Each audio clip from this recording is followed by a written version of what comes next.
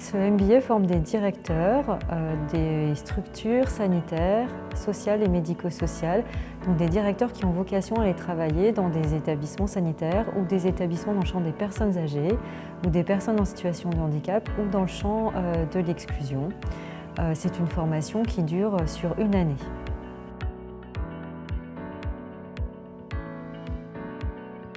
Ah oui, bien sûr, parce que le métier de directeur est un métier qui est très axé sur le management. C'est au moins 80% du temps d'un directeur.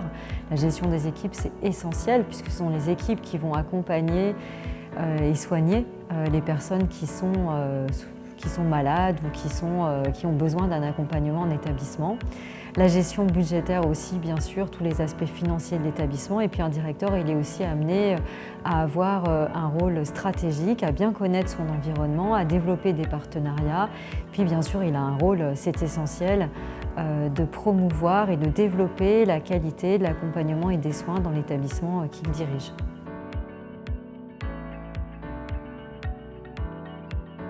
Oui, tout à fait. Soignants ou d'autres professions, nous avons des profils d'étudiants qui sont extrêmement variés dans la formation, avec des âges aussi très variés. Cette année, je crois que notre plus jeune étudiant a 26 ans et le plus âgé a 57 ans.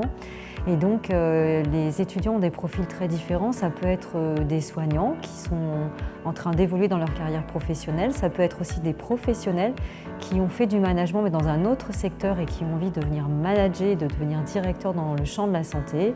Ça peut être également des professionnels de santé libéraux aussi qui ont envie de changer d'orientation.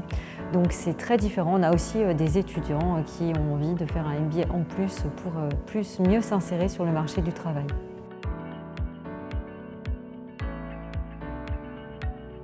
Tous les établissements du champ de la santé au sens large. Donc nos étudiants, pour une moitié d'entre eux, vont être recrutés dans le secteur des personnes âgées à la sortie du MBA.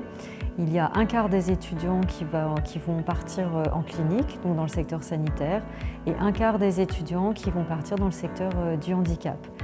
Je sais, ça va faire plus de 100%, mais nous avons aussi quelques étudiants chaque année, mais je ne les compte pas vraiment, c'est 1 ou 2 étudiants qui, eux, vont choisir d'aller travailler dans le secteur social en tant que directeur, dans la protection de l'enfance ou dans le champ de l'exclusion ou dans le champ de la petite enfance.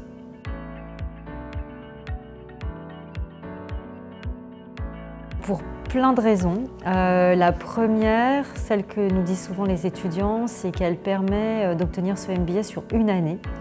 Donc c'est vrai que c'est une année qui est intense, mais c'est bien de pouvoir faire cette formation sur une année. La deuxième raison, c'est que la formation elle est proposée avec 2 modalités possibles.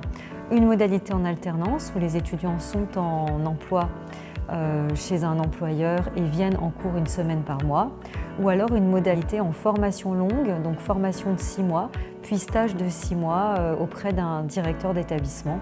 Donc ça permet à nos étudiants de choisir le meilleur dispositif en fonction de là où ils en sont dans leur parcours et ce à quoi ils s'attendent. La troisième raison, c'est que nous essayons toujours d'avoir les meilleurs intervenants, à la fois experts de leur sujet d'intervention, mais aussi des professionnels de terrain, ce qui fait que pour nos étudiants, quand ils sortent de la formation, ils sont déjà opérationnels.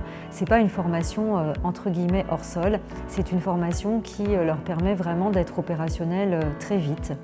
Et puis la quatrième raison, c'est que je l'ai dit, il y a un profil d'étudiants qui est très différent et là rien que ça, nos étudiants s'enrichissent entre eux du fait de leurs profils différents. Ils peuvent échanger, partager leur expérience antérieure et ça c'est toujours très riche.